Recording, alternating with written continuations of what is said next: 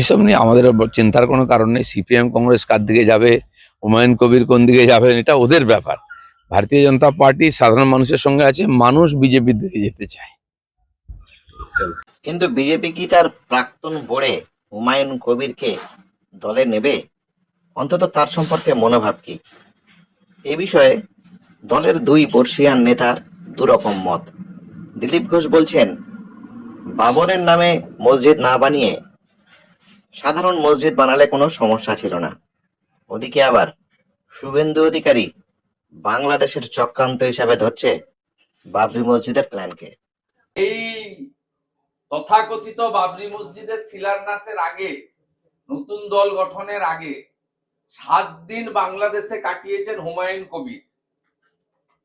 হুমায়ুন কবির বাবরি মসজিদের যে অর্থ সংগ্রহ করেছেন থ্রু আমাদের স্টেট ব্যাংক অফ ইন্ডিয়ার ব্যাংকের এতে, তার 50% বেশি অর্থ বাংলাদেশ থেকে এসেছে।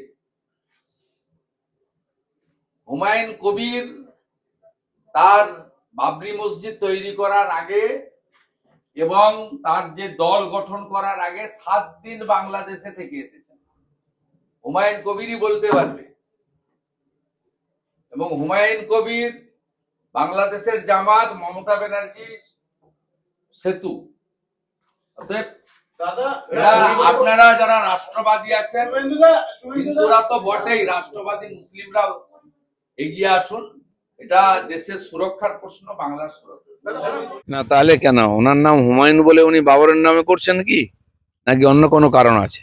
যে বিদেশি আক্রমণকারীর নামে সৌধ নির্মাণ করে তাকে কখনো ভারতবর্ষের লোক শ্রদ্ধা সম্মান করবে না, আর কখনো সফল হতে পারবে না।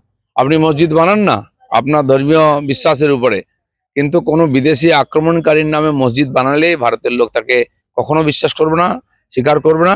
আর আমার যতদূর জানা আছে, ইসলামে কোনো ব্যক্তির নামে কোনো সৌধ বা মসজিদ হয় না।